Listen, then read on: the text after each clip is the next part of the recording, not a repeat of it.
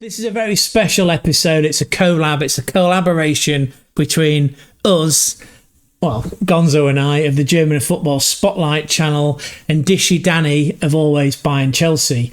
Sorry, alas, there was no up the Chelsea. There was no Big Jim because he was out playing golf. Yeah, I mean, could you get any more middle class? I suppose he's an accountant after all, and there's a certain lifestyle, certain trappings that come with that lifestyle. Anyway, sorry, Big Jim, love you, buddy. Hope to catch you soon. Anyway, this is, like we say, a special collab between two communities that are growing together. Congratulations as well.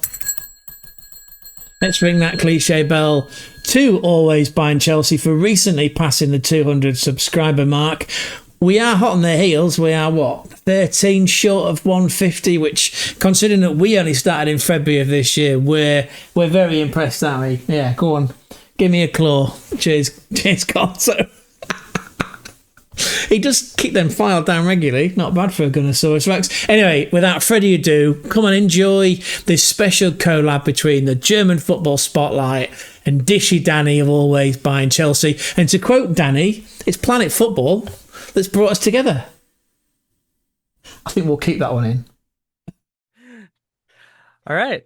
Welcome, everybody, to Always Bayern Chelsea in collaboration with the one and only German Football Spotlight. I'm here. We made it. There we go. We made it happen. We've met in the flesh. Here we are. Now we meet online. There we go. Yeah, we met in person at the Club World Cup, which is awesome. And we'll get to all of that, of course. But please remember to subscribe. This is a video episode, so it is on YouTube as well. Always Bayern Chelsea and the German Football Spotlight. I'll link your channel in this video description here. So do you want to start off and introduce yourself or introduce your channel a little bit? Wicked. Thank you, Danny. It's a pleasure. Yeah. But my name's Craig. We have I say we because it's Gonzo and I, although I've just noticed that there's a Gonzo too. So yes, we are a German Football Spotlight channel. We've only been going since February this year, but the reality is, a bit like yourself, Danny, I'm 43. I've been a soccer nut since I was since I was probably Gonzo's height. We used to play like pickup games. I played in a league on a Sunday. I taught myself how to program. This sounds very big-headed and modest, but it's the truth, right? So I used to run my own fantasy football leagues with friends. Then I taught myself how to program in BASIC and then various compilers so I could make my own sort of primitive football manager games. And then that sort of gateway drug came along, right? So there was an obsession of playing Championship Manager as it was back in the day. And then Monday night, Eurosport, which used to be a cable channel here in Europe, they used to show this sort of grainy footage of soccer in Europe. And then it used to hang on the German section. I used to be, who are these people? I've heard about this FC Bayern Munich. Bearing in mind, I'd have been about 11 years of age. And then before you know it, you sort of enter puberty, Euro 96 comes around, and they're all on our doorstep because, of course, the UK hosted European Championships in 1996. I never went to any games because I was 15, but again, we were obsessed. And when we used to recreate all those sort of games on, FIFA as it was back then, while still playing Football Manager. But I always had this itch that, one day when I grew up, wouldn't it be cool to be some sort of soccer, fussball journalist or end up in that sport? Anyway, then I worked in video games for 20 years. And then last few years, I've been thinking, right, how can I, when I go on these business trips, how can I do some ground hopping and then capture footage of it and then put it on YouTube and see how it goes? And then run my own little consultancy business in games. This all sounds like a nasty plug, but don't worry about that. It's not. I'm getting to the good part, which is I then got to a point where I was working with clients around the world and I was able to do different ground hopping, especially in the US and in Europe. And then I was really ill at the start of this year. And then you're surprised that a lot happens when you're staring at four walls in a hospital ward. And I was like, right, if I don't do this now, I'm never going to do it. So again, I upgraded for my my wheezy MacBook, bless her, and I splurged all this money on this PC hardware and started making video content. And of course, like you probably did, very early on, you go, right, who are the people that have got communities that I can connect with because I can grow as a person and as a channel through just learning what they do. And I discovered you and Big Jim quite early on. It must have been about March time.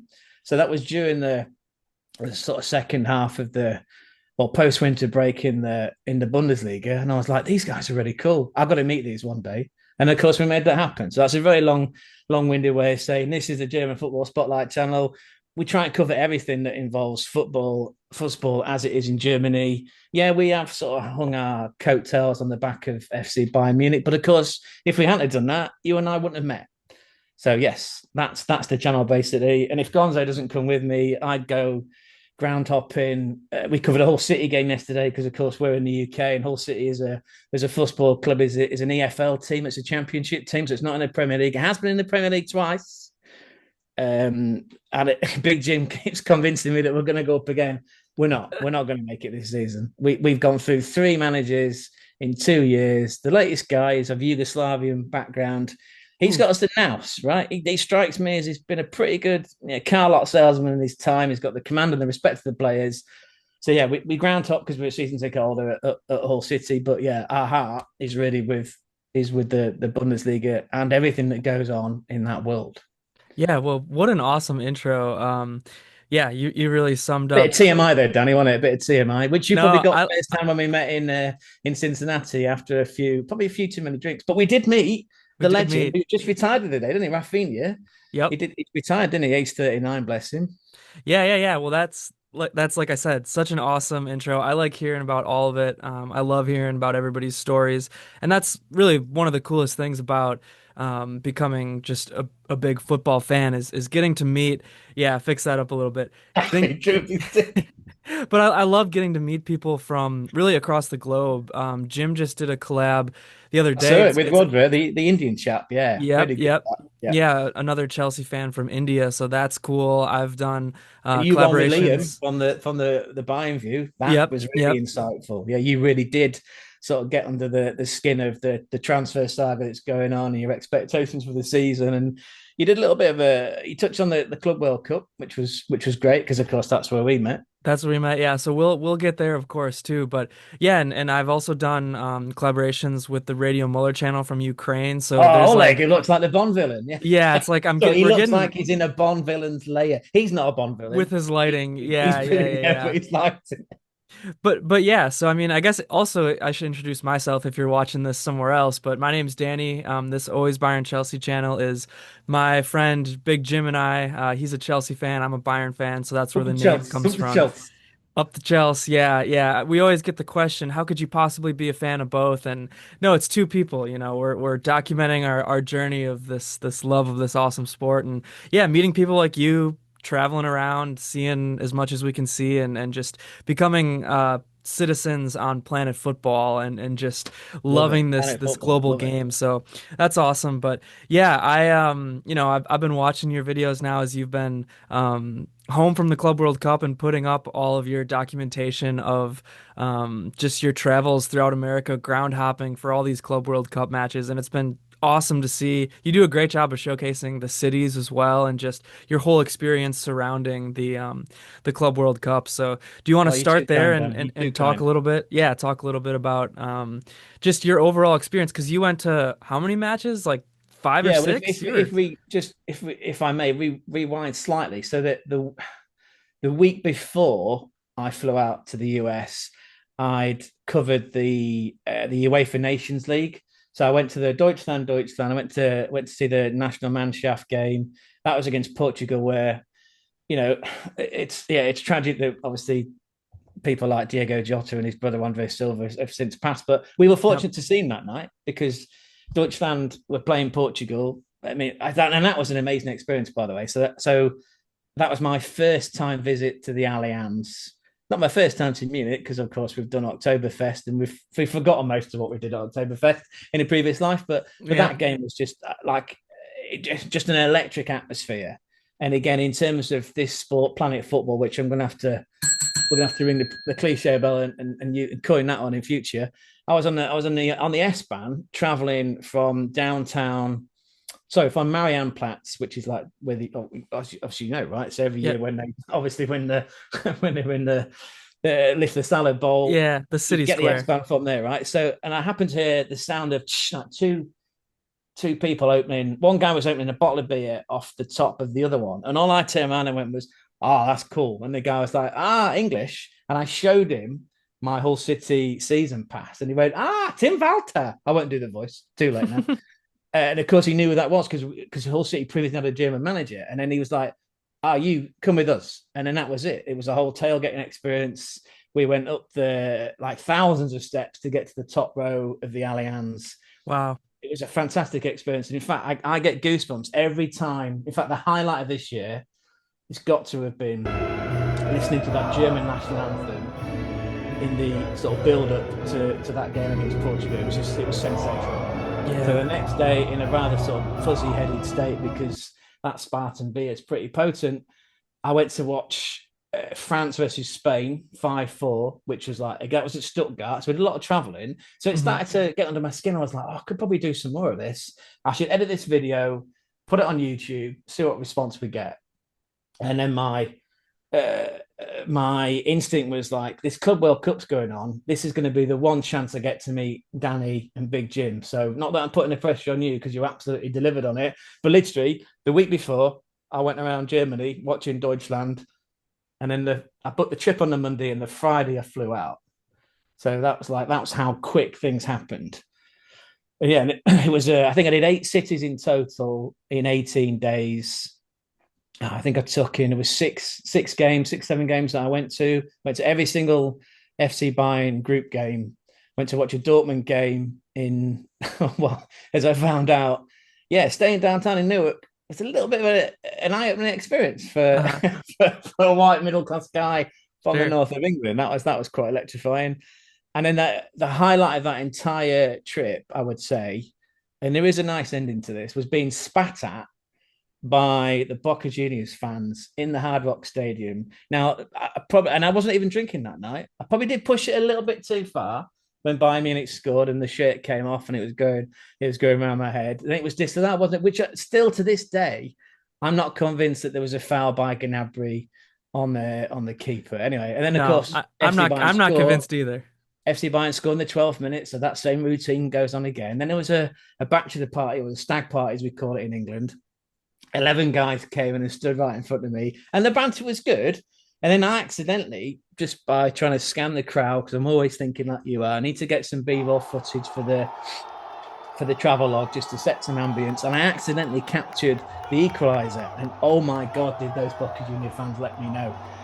And there was some exchange of bodily fluids, which was all in good faith, by the way. But of course, right towards the end of the game, when FC Bayern got that win, it was off again, and they did sort of begrudgingly like sort of clap, and then they all cleared off, and it was 3-1. And that last goal, was it Conrad Lime? I think scored. And it was like margin, it was like inches offside. Yeah, yeah, yeah. Yep. So the final score ended up being 2-1 because It of had that been 2-1, offside yeah. goal. Yeah. And hey, you were doing the Lord's work at that match because that seemed like such a hostile environment. It seemed like a home match for Boca Oh, Juniors to absolutely. I me. think I remember saying in my video that if for you football connoisseurs, which of course you and Big Jim are, if you look at some of the accounts from the Dutch players from the 1978 World Cup final between the Netherlands and Argentina, which was in Yeah. Buenos Aires, Yep. their account is if we'd have won that game, we wouldn't have got out alive.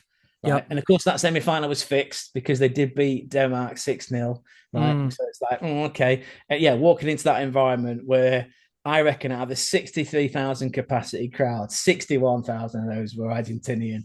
Yeah. And of course, that was the great thing about the FIFA Club World Cup being held in the USA, because it's not far for those nations to travel, right? For those Brazilian teams, for those Argentinian teams, it's not far. And of course, the makeup of America, what with the 300 million plus person population, pretty Yep. much all those nations were covered, right? And they'll be covered next year when we go into the big boy, right? The national, the actual World Cup proper. So Yeah. yeah, it was a great experience. Yeah. Good. I mean, That's my highlight. No, my I, highlight, yeah, which I you know, think, yeah, I mean, there's both sides to the Club World Cup. Is it a money grab? Is it this? Is there corruption with FIFA? Yeah. But also, I think it was a great opportunity for obviously people like me. Like, I live in America and it's a lot easier for me to drive 6 hours to Cincinnati to watch Bayern Munich play than it would be to fly over to Munich or wherever in Europe. And, shout out to those South American fans because there was absolutely. a lot of great fans from Brazil, Argentina, coming up to North America to watch these games. So was that the craziest environment you think you saw out of all the games you went to? It was the most. most hostile. I mean, bearing Yeah. in mind that I've been married and divorced, so that was probably even more hostile than that. I joke aside, but you know, yeah, I Yeah. think in terms of just in terms of passion from both sets of supporters, and just the I mean, put it this way: I don't know if you actually watch the game or you've seen the highlights back, but if you Yeah. see all the pomp and the ceremony where you've got individual players walking on whilst being announced, Totally where Americanized. from what which I don't mind that actually. I mean, Hmm. jumping around slightly, I quite enjoy Michael Buffer's "Let's get ready to rumble." Yeah. I'm a fan of Yeah. that. Do it Yep. in the semi, in the final, but don't overdo it. Right? Don't overkill what that legend is. But Yeah. just come back. I could see on the screens, and I could see him, my hero, King Conrad. All hail the king. He came out and he looked up, and the crowd were just jeering, just like snarling, and you could see on his face. And he looked around as if to let Harry Kane know we've got a fucking game here. Like Yeah. we've got to behave. We've got to turn up, get the first tackle in. You know, it was just electric. Yeah. I don't think there was many other hostile environments. The beautiful thing about the end of the Dortmund Fluminense game was that I say Gonzo here was holding. Well, actually, he was practicing Football Manager. He wasn't with us, but Yep. I ended up stumbling into a bit of a samba dance with all these Fluminense fans, which was just like totally funny. Again, Nice. Brandon White guy from the north of England stuck out a mile, but they let me into this little samba dance, which was pretty cool. Flags, horns, the whole lot. So that was pretty fun. Oh man, Um, that's awesome.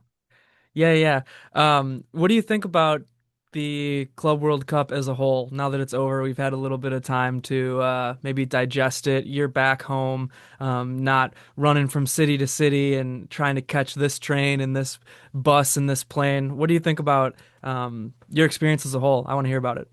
yeah, well, tackling the latter point there about the transport and the infrastructure, I, I appreciate now when I come back to the UK and go, Christ, we're in a bit of a mess. I mean, which is a bit of a random thing to say. You compare that with Germany getting around again. You know, the beautiful thing about travel in Europe and in Germany in particular is that there is a Flughafen and there's a train that goes straight to the auto Yep. Bahnhof, right? So yeah, there's a terminal station from the airport to the station, and then there's usually an underground, overground, wobbling free. There's usually a lot of transportation on offer. In most of the cities in the US we went to, Atlanta in particular, same with Miami. Um, it was obviously like New York, Newark not so much, but yeah, Atlanta, Miami, they were the two standouts that it was just seamless. The Hmm. only time we ever took an Uber was in Cincinnati on the Monday morning after we'd met you that weekend because there was an early flight to Newark. And there was no trains. Again, the infrastructure is slightly different. I love Cincinnati, as you know, because we've had some back and forth Hmm. on X as much as we have on text, on SMS messages, right? But the street art in Cincinnati just absolutely blew me away. And the fact that you and Big Jim said, "Oh, on the Sunday morning, yeah, let's meet at 10 o'clock at the pitch Yeah. near Adams over the Rhine, the soccer bar across the road from the TQL Stadion." Yeah. And then I I sat got in up the really bagel early. shop for 20 minutes because Yeah. everybody in the whole city wanted to get a bagel from that one shop that morning. Well, that must say a lot about the quality of the bagels, Danny, right? Yeah. It was But the only because I got place up, open, I think. because I got up so early, and Yeah. I like to find the street. I do it every time I go to San Francisco, which again sounds very vain of me, but I've been very fortunate in my career that I've been able to travel to major cities like the US. There's some great street art up at Haight Ashbury at the top of the hill there in San Francisco, Oh and it was the yeah. same in Cincinnati. So, Yeah. but yeah, so the transport, the infrastructure in the major cities like Atlanta and Miami was brilliant. I suppose the only comical incident was in Miami was having to take a free monorail, a train, and then being on the Boca bus. I've got these photos that of like just there was like probably 80 of us crammed into this little bus, and it was like wall to wall blue and yellow, right? Yeah. Just all these Boca Junior fans, but there's no Argentinian spoken by this lad from the north of England. I Hmm. don't, to be honest, their English wasn't so good, but we had some banter and we got there. But it was 15 kilometers away from downtown. Yeah. Yeah. I But mean, on the, but on the, say on the next few, I think it was on the day when I was transiting up to Fort Lauderdale, however you pronounce it. the night before, I bumped into all these Palmeiras fans, and they were just wild. Oh Like it was a yeah. complete accident. We were sat on the edge of the bar. They've all got their shirts on. Hey, what are you doing here, Englishman? I'm following the German teams. It took a while for them to get their heads around it, but we got a lot of subscribers from it. So it just proves that international travel, yes, is a very expensive way of pulling in subscribers to a channel, but you can't, there's no substitute for the people and the quality of the conversation. They invited me to a tailgate party the day after, which in itself involved like yachts, people jumping into the water, just like cigars. They were having a whale of a time because, of course, I think Palmeiras were playing into Miami on the Monday evening. And again, yes, so I'm jumping around all over the place, but being able to sit in the Mercedes-Benz Stadium in air conditioning with a Bacardi and a Miller Lite, It can't be and beat. the guy in front of me was saying to his buddy when Inter Miami got a free kick, he was getting so much shit going. He's never going to score from there. He's never going to score from there. He's never gonna. And it was a worldy top corner, Oh, like was that from Messi. The That was Messi free kick? it was the Yeah, winning yeah, goal yeah. because they won that game. They beat Porto 2-1. It Yep. was just like, again, camera was out, wrong place, right time. Yeah, I'll have a bit of that. Thank you very much. Oh, So yeah, I think my spirits, my guardians, yeah, the angels above me were putting me in the right place at the right time.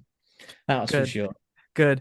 Yeah, man. It's I mean, from my experience, public transportation, first of all, in the US, totally varies from city to city. Some cities do it well, some cities don't. And the thing you have to think about too in America, which is different, I think, from other countries, in terms of where the sporting stadiums are, some of them are perfect right downtown. The Milwaukee Bucks Stadium, Fiserv Forum in Milwaukee is like that. I can walk to it from where I live, perfect, no problem.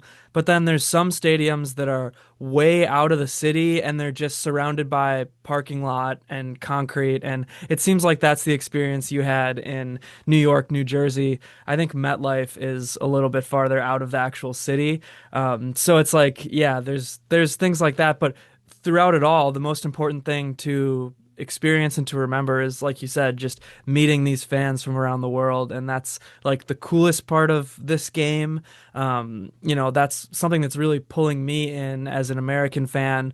We have all these American sports, which I like always loved, grew up loving. But the thing about football is it's just so global and it's like the whole like ecosystem is just macro and it's awesome and it's so like entangled in cultures and economics and politics from all these different countries and it's awesome. It's such a phenomenon. There's nothing like it. Yeah. So that again, that not to make this all about like a Craig's travel vlog because it's a football discussion, right? But Yeah. with the two buses to get to the MetLife from downtown Newark, I ended up sort of instructing. They were Tunisian. I'm not sure if it was husband and wife or brother and sister or boyfriend girlfriend, whatever. But he had Yeah. a Juventus top on, and he looked a bit flustered. And of course, the woman was screaming, "If you want the MetLife, go, go, go, go!" So I was like, "Oh, we've got to go now, son." So I sort of grabbed him and he's +1, and then we're walking. We're walking against the traffic on a hard shoulder to somehow Oh, find on the horizon when it sort of rose up through the clouds the yeah. MetLife Stadium. And we got talking. He was like, "Oh yeah, I'm a Dortmund fan because I'm looking out for Ben Tabiani." And I was like, "Ah, you must be Tunisian then." And he was like, "Yes." And I told him from Hull City because I just whip out the season pass, and he's like, "Oh, Balumi." I'm like, "Yeah, it's a tragic that he got injured last year. He's a winger. I think he only played like a couple of games, and he went down with an ACL. Which, by the Mm, way, so did our left winger, who's the Canadian maestro Liam Miller. So yeah, brutal. that was fun. And then again, they ended up being my 100 subscribers. So we hit the 100 subscribers mark Woo! through meeting two Tunisian Dortmund fans on the way to the MetLife Stadium. That's how you And do then I it. think somebody must have thought, "Oh, I'll make your life difficult, Craig." So somebody unsubscribed. So I was on 99. And then after that Hate game that. finished, I turned around and there were father and son from Guatemala. And they were like, "Oh, yeah, we'll subscribe." So that got me to the 100 again. So it's like, we hit the 100 twice in the same day. But we met, yeah, Tunisians, we met some Germans, we met some Guatemalans. Like you say, it's a micro microclimate, the FIFA Club World Cup, but it's a global game, right? And it brought everyone together. Yeah, I got recommendations from people in Atlanta to when I was in Miami to go, "Oh yeah, go and check out Coconut Grove, check out this sports franchise called Flanagan's. You'll love it. It's part Irish." I'm like, "I'm not actually Irish, but I'll accept that if they do drink." Yeah, And it yeah, was yeah. brilliant. Like it was a Got great to. experience. And that guy happened to be in the Miami fan. He wanted to get involved in the channel. And I would always say, look, if there's genuine FC Bayern Munich fans that I met, I was like, you also need to follow Danny and Big Jim because Oh, those guys do it proper, right? thank We're you. just here for, aren't we, Gonzo? We're just here to spread the Lord's prayer according to the Bundesliga, right? Oh And yeah. the Deutsche Fußball Bund, but you guys do it proper. Anyway, I've gone on too long, but yes, I enjoyed it because the travel was rewarding because we met people from all over the world. And in terms of my experience, yeah, I did think when it was FC Bayern Munich 10, Auckland City nil, I did think, is this all this tournament's going to become? Just a Mhm. glorified um, global exhibition tournament? Is this all it's going to be? But then actually, you bring in those South Americans, you bring in the Argentinians, the Brazilian teams. That Fluminense Dortmund game was a clash of as much a clash of cultures for the fans. It was a clash of styles on the pitch. And again, all credit to Fluminense, and even Palmeiras in the games that we watched. I Mhm. mean, they played Chelsea, right? Big Jim will tell you about that. Oh But they yeah. went from the kickoff, the way that they pressed in numbers. There was three guys in the same jersey around a Dortmund player as there was in that Chelsea game. So yeah, it was a clash of styles and a clash of culture. But of course, to use your one line, we are all united on planet football, aren't we? That's right. Yeah. What a nice sentiment. Do you want to transition now and talk about Bayern or just the Bundesliga as a whole? What do you think? What do you think I'll give you a Bayern's go. Yeah, I realised that my autistic output is sort of dominating proceeding. So yeah, let's have a look at FC Bayern because of course you, if correct me if I'm wrong, you bought a TV pass to watch the friendly yesterday I against did. Olympic Mayonnaise. Sorry, Olympic Lyonnais. Yep, yep. Yeah, so I did watch that friendly yesterday. Recorded a little video kind of breaking it down, talking about some transfer news yesterday after the match that I'll hopefully be uploading today as I record this, but this will probably come out later, so that means nothing in terms of linear time to anybody watching this now. But It's yeah, timeless. It's timeless. nonetheless. Exactly. Yeah, but nonetheless, I did buy the FC Bayern TV subscription to watch that one since Bayern took the TV rights for these friendlies and they're only showing it on their own network. And then it didn't work. So I was How much was it? scrambling. Just out of interest, how much was it, Danny? Well, I got the monthly pass, which was €4. So, Okay. you can buy 6 months, you can buy a year. But to me, it's like I'm just buying it to watch these friendlies, which in a month's time, they'll be in the regular season anyways. So, yeah, I spent So, the. so just so how much of the Bundesliga matches and the DFB Pokal and Champions, how much of that is wrapped into that package? I don't think they can show any Bundesliga, any Pokal, at least in America.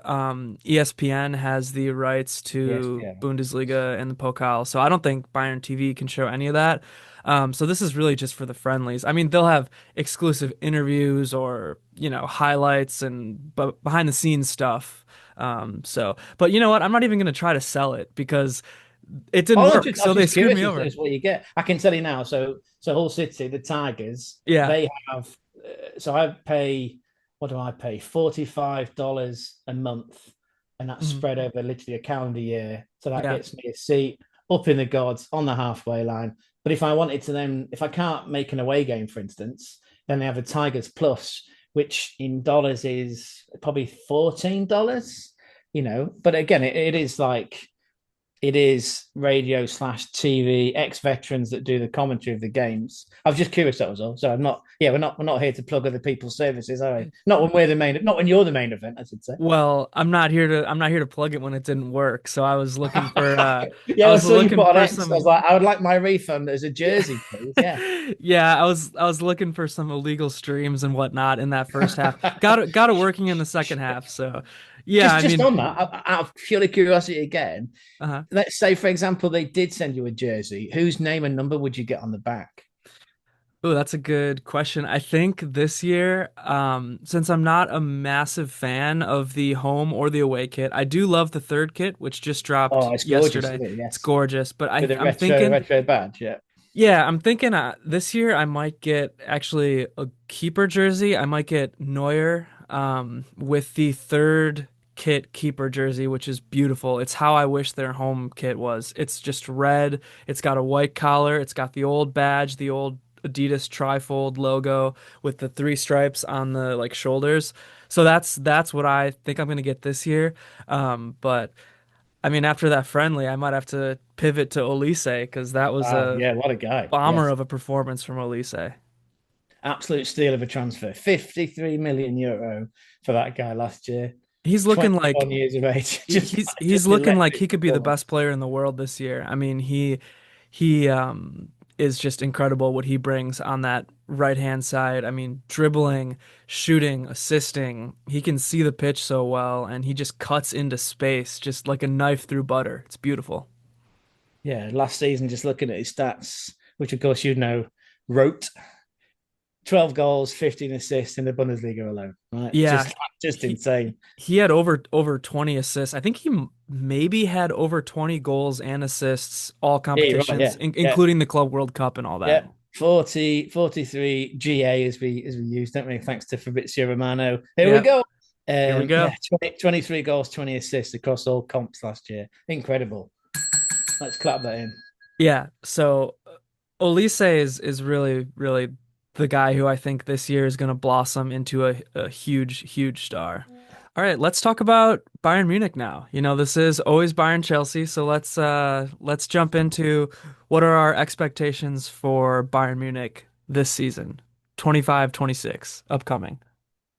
I'm happy for you to take the driver's seat and navigate us across the line. Of course, because from our perspective, we isn't that right, Gonzo? Our hearts and minds go out to all the teams in the Bundesliga. Of course, Bayern Munich's your specialist subject, so I'm happy to hear about that. Again, you were before I get butting in rudely. You were talking about yesterday the friendly between Olympic Mayonnaise and Bayern Munich. Luis Diaz, tell us about Luis Diaz. Let's start there. Tell us about Yeah, how he impacted the game yesterday and how that works out for you, and then what the rest of the season is going to look like. And our Gonzo will prod me in the back when it's our time to talk. yeah, so that's a good place to start, I think, because Luis Diaz is most likely going to be Bayern's biggest signing this offseason. I hope that they make a couple more signings here and there. Maybe we can talk about that in a little bit. But starting with Diaz, he seems to be the guy that Bayern was chasing for a while, was trying to sign. And they got him. They got their man. He made his debut yesterday in the friendly against Lyon. And I liked what I saw overall from him yesterday. Now, it's a little interesting because, Bayern truly, I think, did treat this as a friendly.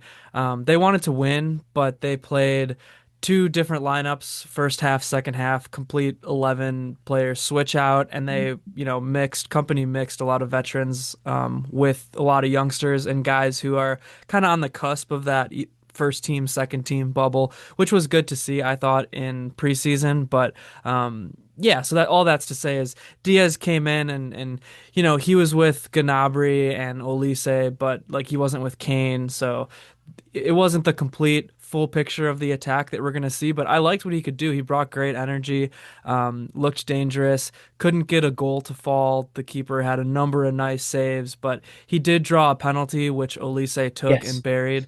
So overall, it was nice to see the energy and kind of the life that he brought on that side of that side of the attack. I think it's something that Bayern has kind of been lacking and kind of been missing the last couple of years.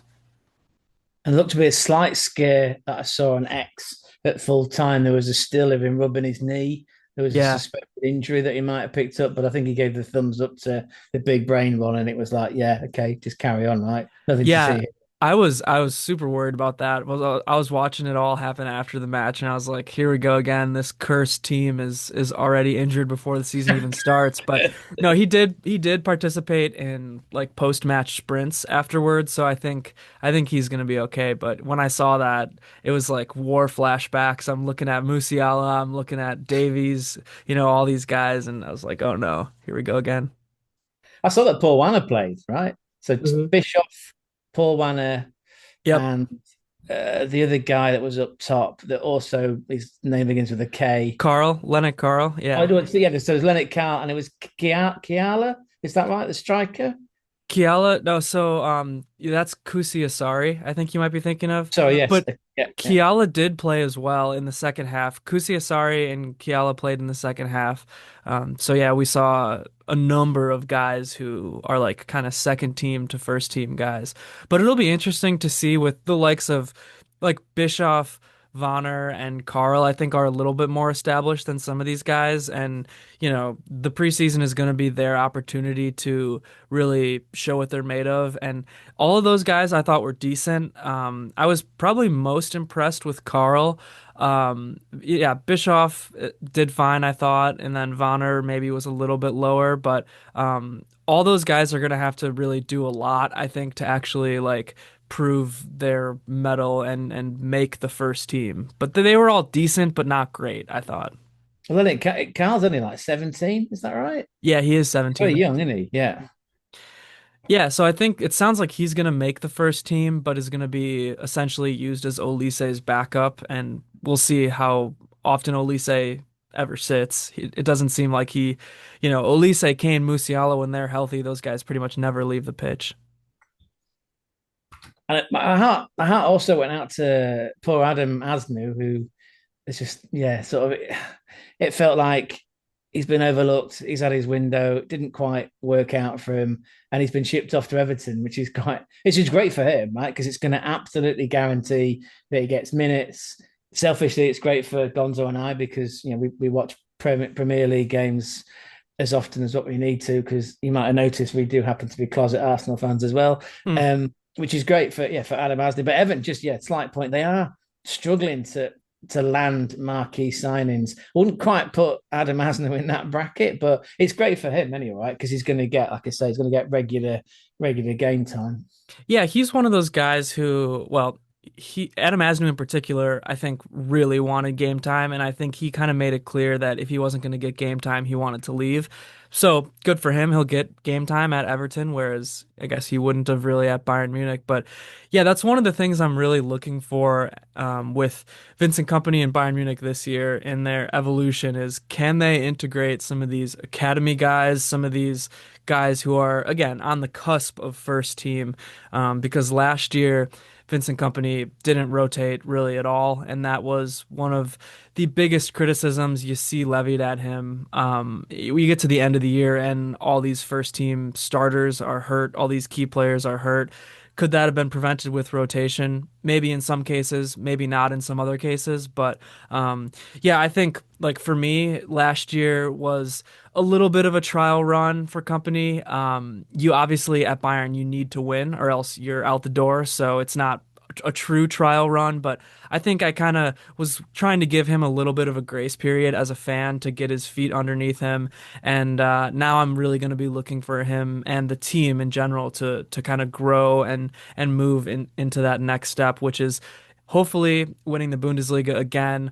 I'd like to see a double. I think they should really try to win the Pokal this year as well. And I don't expect them to win the Champions League, but I'd like them to make a deep run.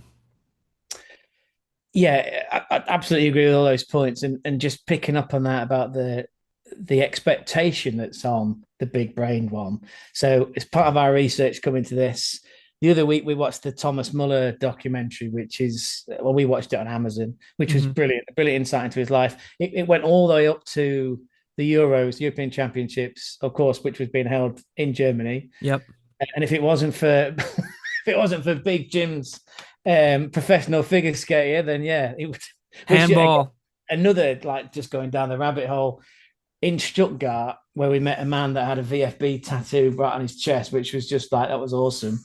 Um, of course, that game was Spain versus France. So every time that Cucurella got anywhere near the ball, the sort of like the loyalists that were from Stuttgart or just the Deutschland fans that were just sort of hanging over for the tournament were just giving him absolute pelters, which I Yeah. think he deserved, don't know. And then the other documentary we watched was and you mentioned this when we met in Cincy, was the septuple winning year under Hansi Flick. So Hmm. again, this is a six-part series, which kind of very clever in its non-linear approach. It sort of starts with Hansi in the dressing room about to say, right, this has been emotional, lads. I've got a message for you. And then it sort of rewinds and then cuts through the season, which is fantastic. And That's cool. it really did put the spotlight under under the pressure, which ultimately, I mean, even for a guy like Hansi Flick, he more or less says, look, I can't take this. Like I've won everything that I need to. But then cut to another interview with what's his name? Not Max Eberl with his glasses and shiny pants, not Uli Hoeneß. Is it Mr. Heimer? Yeah. Karl-Heinz Rummenigge could have No, been. not Rummenigge, no, because No. he stepped down, I think, in Oh, that Herbert Heiner maybe. recent. Yeah. So he was Yeah. saying, but the thing with Bayern Munich is you've got to do this every year. Yeah. And it felt like Hansi Flick probably wanted to test himself managing the Deutschland national team, but at the same time, 7 trophies and that relentless pressure to keep winning every week. Again, there was another, I think it was episode 5, where a few of the guys are injured, and there's like some banter going. Well, all right, I think they got knocked out of the Champions League, sadly, Hmm. by PSG the year after Yeah, they won the final, right? Lewandowski was injured. Yeah. Yeah, and there's some banter in the dressing room was like, it's okay because we're going to win the Bundesliga, and it's like, yeah, but that's that, but we want more, right? There's an expectation, there's a hunger, there's a desire to Yep. win like every single time you cross that white line, which was just great. I thought we'd throw that one out there just for research purposes, but Oh yeah, I love that. Hansi Flick is my favorite coach as well. So I love his style. I love his tactics. I love his leadership. I love everything about Hansi. So glad you brought him up, and I'll never not jump in at the opportunity to give praise to Hansi Flick. So yeah, that's cool. But that's kind of the attitude at Bayern Munich, and you hit the nail on the head there. If you don't win pretty much everything, people are gonna be barking at you. And so I'm interested to see what company's second season brings, because I think the pressure is gonna build if he doesn't deliver those results. And I do like what I've seen from company overall. I really do like his man management. I like how he handles the media. There's certainly a few things I maybe don't agree with, or wish he would do differently, of course. But overall, I mean, as such a young coach, stepping into an environment like FC Hollywood, like Bayern Munich, it's something else. And I think he's done a good job at managing that. But yeah, expectations this year are going to be higher, and I'm hoping for a double. I really am. him for a double is Yep. like keeping the bar there. Okay. Yeah. Yeah, I mean, I think Bayern should win the Bundesliga. Nothing is a given. Obviously, everybody in the hierarchy of Bayern, the higher ups, they all talk about how the Bundesliga is the most important to them. And I mean, their success in the league over the last couple decades has shown that, I think. So I'm expecting a Bundesliga. I think if Bayern goes out there and does what they need to do, they can win the league again. But I really want that cup. I want that German cup, and I want a deep Champions League run. I think we'll get onto that. The other point I should have mentioned when I was watching that documentary was that some changes behind the scenes on the coaching staff. The guy that found Thomas Muller and Tony Cruz and Schweinsteiger and Musiala, he's just retired, right? I can never remember. Is it something? Tiger? No, the old boy. He's in his 60s. I think. Garland, Herman Garland, which Yeah. sounds like he belongs in the SS, right? Which you could edit this bit out, which I know you won't, which is good. Uh, Yeah, there was a lot of fondness between the players and obviously because he found this talent.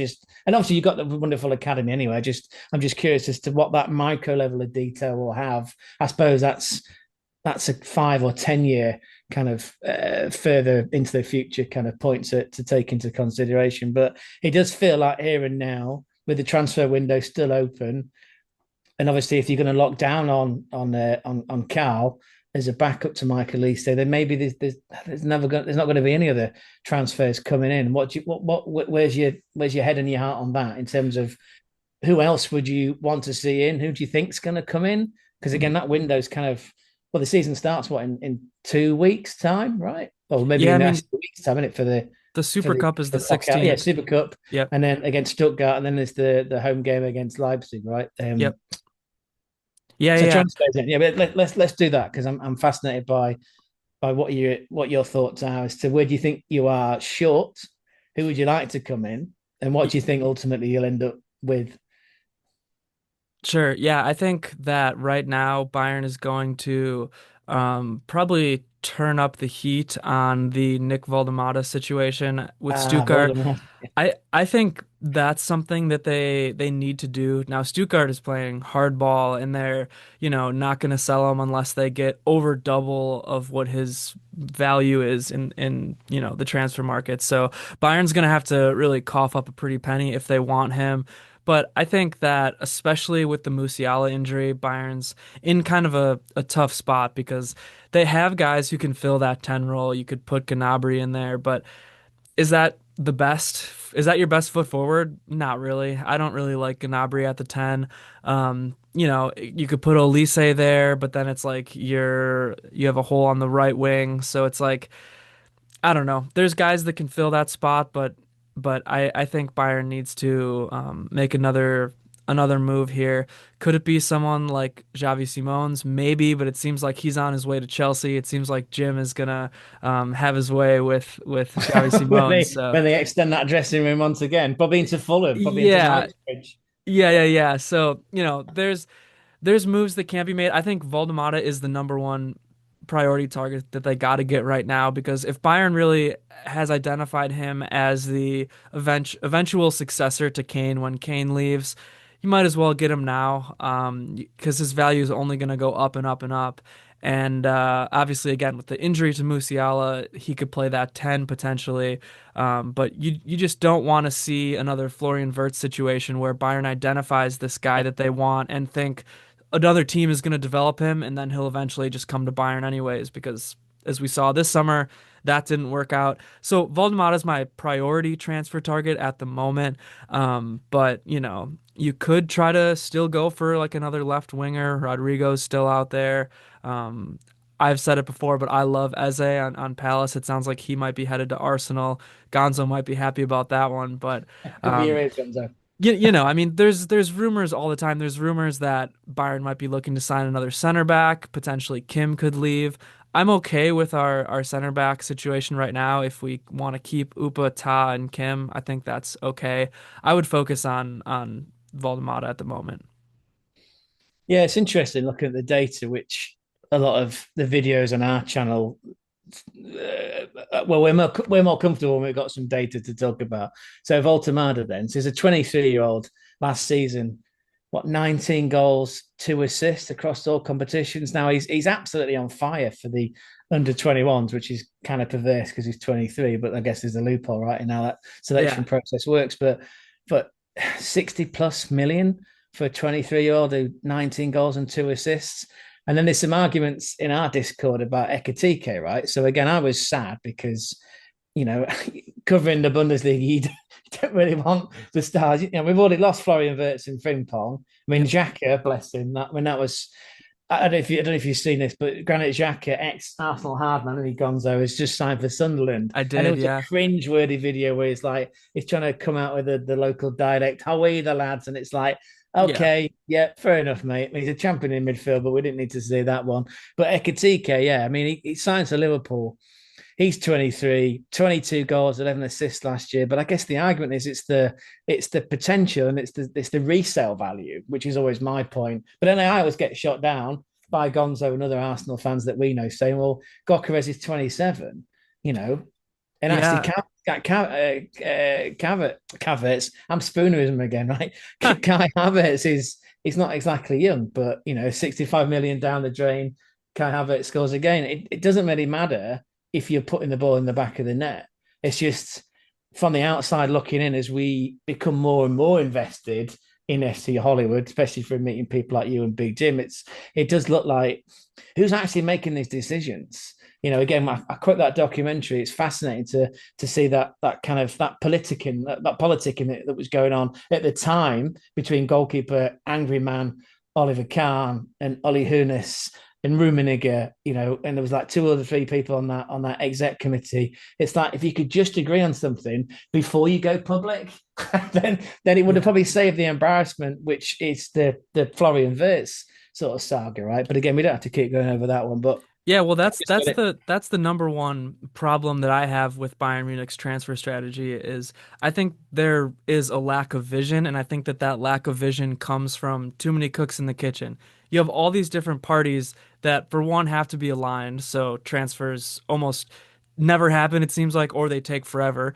You have first of all, from the highest point, you have that supervisory board, Uli and Karl-Heinz Rummenigge. And then you have the supervisory board, or I guess the under them you have the sporting directors, which is multiple people as well. You have Christoph All Freund, next. and then you have the What director of does he do sport, though? What does which he is actually do? I mean, yeah, Liam made that point, right? When you went on that epic collab, it's like yeah, that guy yeah. tears his hair out. Like, Well, what does he do? Christoph Freund is the technical sporting director, but he apparently is mostly supposed to focus on the academy. And then you have Max Eberl, who is the director for sport, who's supposed to focus on transfers. And then obviously underneath him, you still have like the coaching staff who needs to be aligned with their vision, the players. So there's all these people that have to be aligned, and it makes things hard to get done actually. And then obviously, like I said, too many cooks in the kitchen, and you end up getting players, for example, like Tom Bischoff, who could be a great talent, could be a great player, but it's like, do they have a plan for him? The midfield is already overloaded. You have Kimmich, Pavlovic, Goretzka, King Conrad Leimer, who's technically a midfielder. Yeah, ring the bell. Joao Polina, who it sounds like is going on loan now to Oh, he's Tottenham. gone out to But Yid Army, right? He's gone to yeah, Spurs. but he's another guy who it's like, did they have a vision for him? They spent 50 million euros on him, and he comes in, for a coach who needs a midfielder to play with the ball on his feet. And Polina Gets a is like red a card on your anniversary birthday and lets Bochum win 3-2. Yeah. yeah, and like Polina's like a physical six destroyer, and companies looking for a midfielder who can play with the ball, and Polina can't do that. So it's like you have all these cooks in the kitchen, and is there a vision? I don't know. And it's the same thing with these academy guys. It's like, do you have a vision for them, or are you just developing somebody for a different club? I don't know. Here's a question, and I meant to ask you before in my sort of Frost versus Nixon. What did it feel like watching FC Bayern in that friendly without Thomas Muller being present? Sad. It doesn't feel real yet. Maybe it will once I actually see him playing a match for Vancouver. But I was going to say, yeah, um, you're going to see him again, right?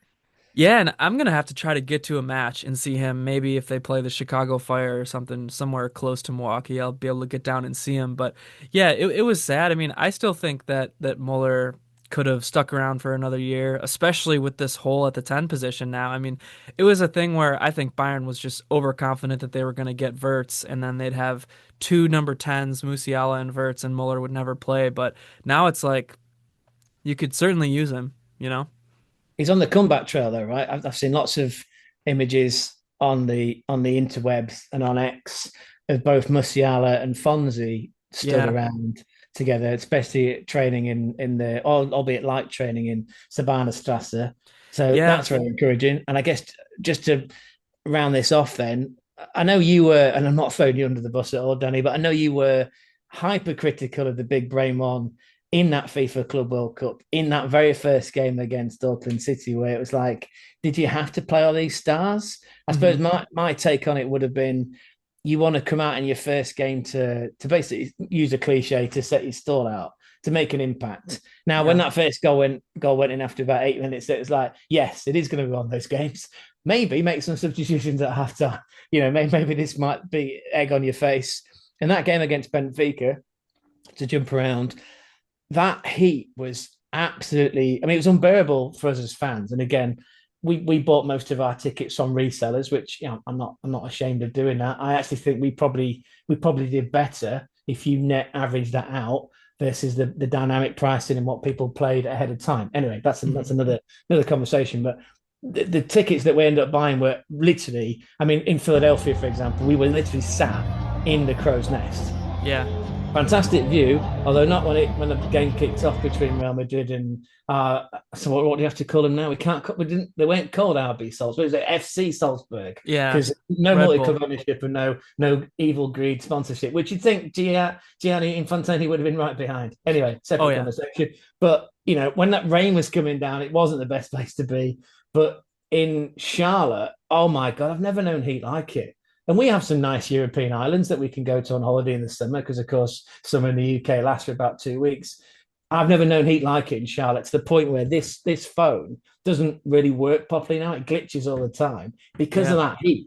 And again, we were sat at the top, and I'm thinking this. I mean, it was crackers. So that's a colloquialism, right? It was mental. Sorry, that during some of those Dortmund games, the substitutes were sat in the dressing rooms because apparently the heat was too much. Yeah. Right? Which, and again, that game against Benfica, to this day, I'm still not sure why that goal was given. That apparently Kimmich was he impeding the goalkeeper's situation, whatever. Yeah, they called Kane. Yeah, they called Kane for that. I wouldn't put too much responsibility on the big brain one that day because that game.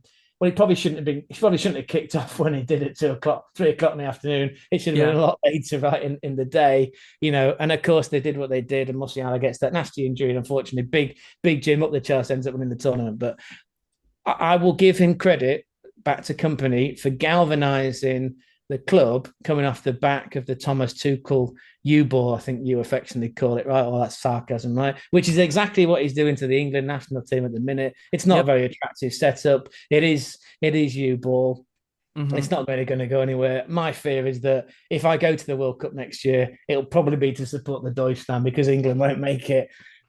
So I will give him credit for coming in and galvanizing. Like you say, he's really good with the media. He's been naturally media trained. He speaks 7 different languages, so instantly he's able to communicate on an empathetic level with the players at halftime and afterwards, and in the changing rooms. As they're going through their training drills throughout the week. So I'll give him credit for galvanizing the team, which it could have thrown the towel in, right? We might have said Leverkusen dynasty, but I know Big Jim's thoughts on Eric Ten Hag, and they're not very flattering. But let's give some credit to the big brain one. He's used it last season, but like you say, the pressure now gets turned up to 11 because the expectation, as you've set, is the bare minimum is the Bundesliga won by February and the DFB Pokal final. So I don't know if you wanted to make some. I'm probably getting ahead of myself now. I was going to say we could have made some forecasts as to where we think people are going to end up. Obviously not first because that's a given, right? It's in the bag for FC Bayern, but we could have done that. I just thought it'd be interesting to look at some of the other teams that were in the Bundesliga. So I guess the teams that we tend to, and again, sorry, I put a full stop in there. When we set this channel out, we were doing a couple of videos a week, but they were long. A, because as you've worked out firsthand, I can talk a lot. And B, it's 18 teams, right? It was a lot. And then it became very apparent when you look at the analytics and you go, well, we are doing this full time. They literally are. I sort of thought, there's too much ego in video games. This has been a passion of mine, fussball, since I was a young kid. Let's throw everything into this, but it means you can't cover all those teams because you just don't get the views, you don't get the clicks. So inevitably, we focused around Bayern Munich, we focused around Leverkusen because, of course, we thought there was going to be that rivalry, that De Klassiker, which of course is obviously it's Dortmund and FC Bayern, but we thought it was going to run for Leverkusen. It sort of ran out of steam last year. I do think, contrary to what Big Jim says, that I know they did get beat, and you pointed this out, right? They did get beat by an under-20s, was it Santos team? Flamengo, right? So I knew it was Brazilian, like 5-1 or whatever. They have turned it around. They have beaten Bochum, which on a side note, and again, for someone else's channel, Rye's Football Paradise, Bochum were in a bit of a mess, right? So Bochum went down. They got beat in a they got beat 2-0 in a friendly by Leverkusen. Nice kit, by the way. The sort of pink, and we're colourblind, right? As you can probably tell, but obviously Arsenal playing pink, right? Pink and white. Nice away kit for Leverkusen. But Bochum, man, they got smashed by Darmstadt 4-1 yesterday. And you're like, oh, they're not going to do a Luton Town, are they? And go down and down and down again. So Leverkusen, that's interesting. The sort I was looking at the players that they've brought in. They brought a guy in, a striker, Abdullah Faye, who's coming from Hacken. Okay, but he's gone straight out and load to Lorient in League. And they brought in Mark Flecken from Brentford, the goalkeeper, because of course Hedrek has just gone. Where's he gone? He's gone to Monaco. With Eric Dyer. Ibrahim and Matza, that's an interesting one. So that's an Hmm. attacking midfielder that's coming from Hertha. Tim Uwerman, however you pronounce that, he came in from Bochum. See, he saw the iceberg, right? But then he gets put out straight on loan. Where's he gone to? He has gone. Tim Uwerman's gone to Sturm Graz. Oh Again, yeah. side note, we're quite pleased because we went to see this small Austrian team, SV Rieder, last year in the middle of the countryside, overlooking the sort of Austrian Alps. They got smashed by Sturm Graz in the cup competition, but they got promoted last year to the other Bundesliga, which is cool because, of course, on the technicality, it's still the Bundesliga, right? So we can still cover it. Yeah, the Joao Austrian Concer, Bundesliga. Joao Concer's come in for Liverpool, right? Because he wasn't really going to get a game in that back four when you've got Virgil and Ultra Canate. Yep. Axel Tape, whatever you want to call it, is coming from PSG. And the big one, I guess, is Malik Tillman, Yep. right? He's coming from PSV. So yeah, that sort of puts.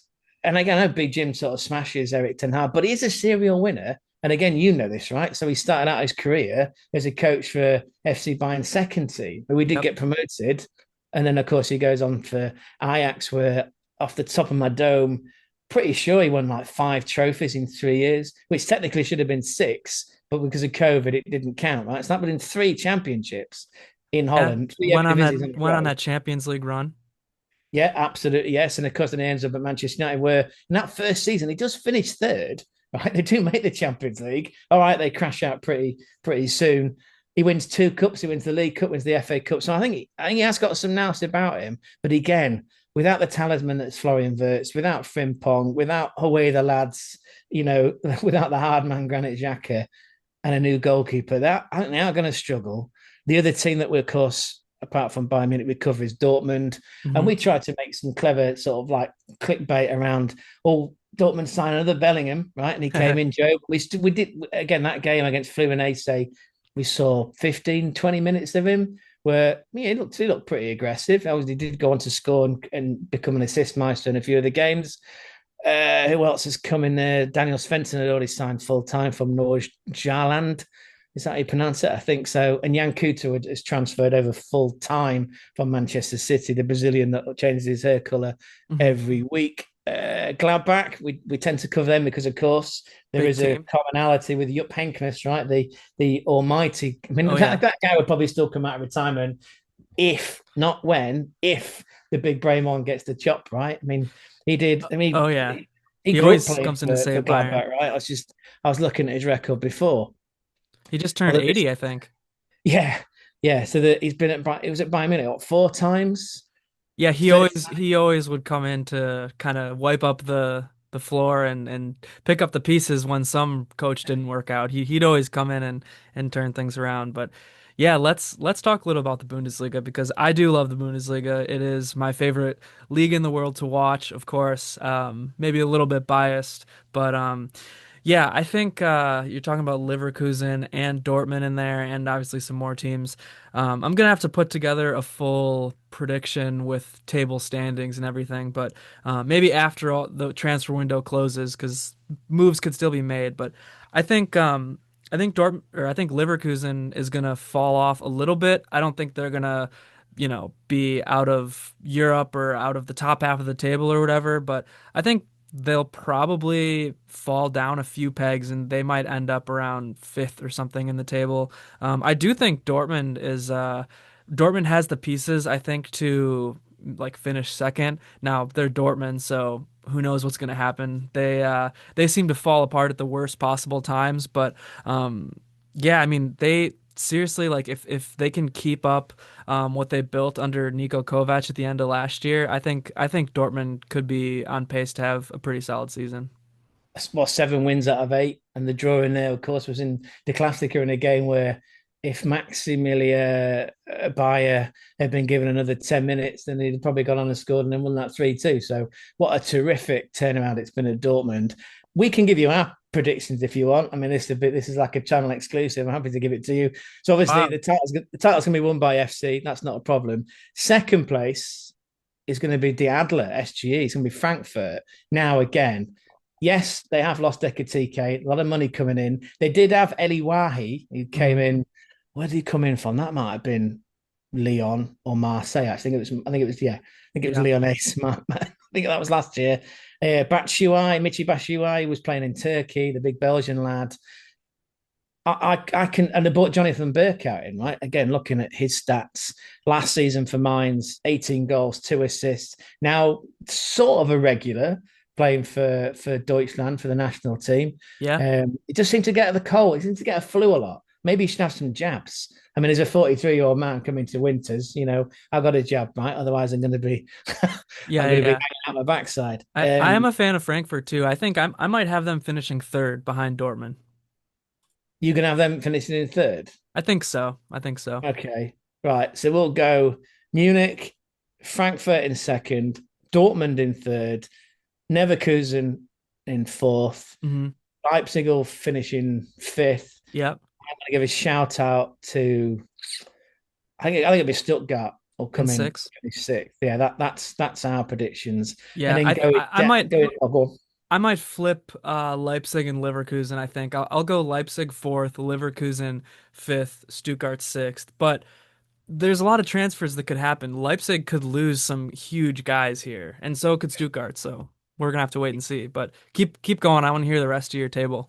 Well, it's interesting. I was looking at that. So the transfer, I mean, if we're going to assume that Shabby is going to extend that dressing room with Big Jim at Chelsea, Hmm. so they're going to be missing someone there. They have brought in Johan Bakayoko from PSV again last season as a winger or an inside right. That's what 12 goals, 2 assists. He's only 22. He's a Belgian destroyer. They could end up losing Benjamin Tesco. That's a shout out to one of my regular viewers, Gaze Messiah. Hmm. Got a new manager in, right? What's his name? Not Marco Rosa. Oh, what's his name? No, not no. He was their manager last year. I It's don't it's know. it's Ollie Werner, isn't it? Right? Yeah, Is I it Ollie think Werner? I Yeah, think it might be, and that's just he was Werder Bremen's coach last year. yeah. No, I think he's and Stuttgart again, or there's Leipzig now. a few new coaches, right? So there's Horst Shrek, who's just come in from the tiny town of Elversberg, right? He's come in Hmm. to replace Oliver at Werder Bremen. That's interesting. But yeah, for Leipzig, and again, just a side note, I know they get battered because it's not a real club. It's just an example of it's not sports fashion. I learnt this term the other day. It's what is it? It's something like soft. It might be like soft marketing. I think they call it. Either way, Yeah. right? The experience that we had when we went last year, funny enough, it was against Bochum. It was a 1-0 win. It was just amazing. Again, it was another stadium that used to be like I think it was a post office at the front, and they'd excavated down, so they made it into a proper bowl. And of course, it's all Red Bull. It's all got turkey teeth all around it, like Jurgen Yeah, Klopp. yeah, yeah. But it Brandon. was down. It was downtown. It was walkable. Hmm. And again, just as the ultimate side note, any of your audience members that are calling in or listening from Great Britain will tell you we're not to be trusted to drink in our seat while a match is going on. So that was like the first time I'd really noticed that I can take this Radler, which in itself is a like what a fantastic drink that is. Yeah, you can argue it's a watered down beer with a bit Uh-huh. of lemon. It's only 2% alcohol, but yeah, Radler plus sunny day plus fussball plus drink at your seat. What Yeah. an experience that was. I know, like I said, I know they do get a lot of grief because they're not a real team. Now, just to finish this off, then, in terms of relegation, I do think this is the season that we're gonna lose old Frank Schmidt. I do think that their race is run. I can see Heidenheim going down. Hoffenheim have been absolutely obliterated. Obviously, Tom Bischoff's gone to FC Bayern. One of our favourites, the guy that we always pick up, don't we, Gonzo, on and Football Manager, the midfielder, which is about 18 foot tall, Anton Stack. He's Yeah. gone to Dirty Leeds. So, who themselves have also taken, I was looking at this, a midfielder from Werder Bremen, Maximilian Wober. So, Hmm. Wober, a bit questionable, but anyway. So, Hoffenheim, I think, will go down with Heidenheim. And then the last club, we think it'll be St. Pauli, because as mean as they are at the back, they just don't score enough goals. Yeah. I think That's that'll be actually. I'm gonna go even further. Right, I'm gonna be so precise. It'll be Hoffenheim in 16th, Heidenheim 17th. Sorry, 18th, and then the playoff relegation game will be St. Pauli, and they will lose out to Darmstadt. That's Wow. what we're going with. What a precise prediction. I love it. You'll have to wait a little bit longer to get my full table. I'll Okay, we've bring been out thinking this about this I'll for bring quite a out while. the suspense a little bit, but yeah, it looks like we are running out of time. So before we get out of here, again, German football spotlight. Please subscribe. Please check out the channel. Show love. Show a lot of love. Again, if you're watching this somewhere else, I'm Danny from Always Bayern Chelsea. Subscribe to our YouTube channel as well. This will be up on video. So, do you have any parting words before the meeting here cuts us off?